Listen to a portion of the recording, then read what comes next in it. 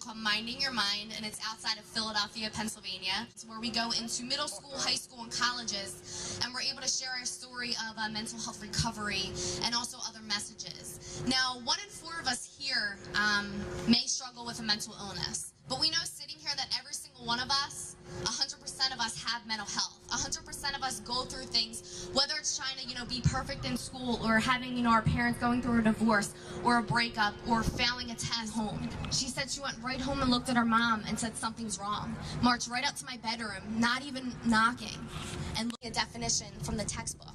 He actually sat there and treated me as a person, somebody that had chemical imbalance in the brain, not somebody that was crazy and just mentally ill. And at this point, going to college, I started getting involved, and instead of living that external, internal life, I played softball, and if I had a bad day, I cried sometimes at softball practice, but I continued, and I pushed through, and I used that hope inside of me. I'm a sophomore now in college, and I'm feeling great. I'm speaking, I just was on the radio, I have this internship, I'm doing all these things at school. Like, nothing can touch me. I'm sure a lot of you have felt that way, that you guys, the world, you have it in your hands, and nothing can stop you. But then I find out my parents are getting divorced, and there was something really bad that happened.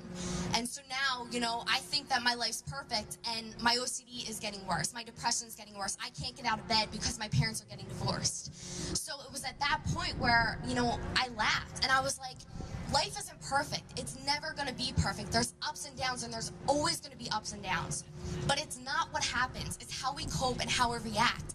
And it's okay to cry, and it's okay to be angry and curse and scream and have our bad days. But what are we going to do next? And here's the issue. We don't talk about it. We don't have a conversation. There's so many resources around here that we need to use. For us to connect with an old friend who we used to see come to the Stone Pony on the Jersey Shore.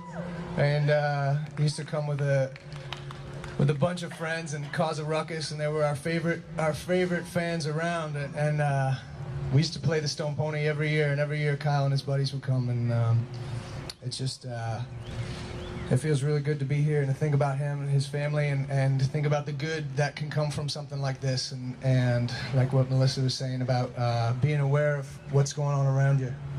They don't remember what they ate, what they came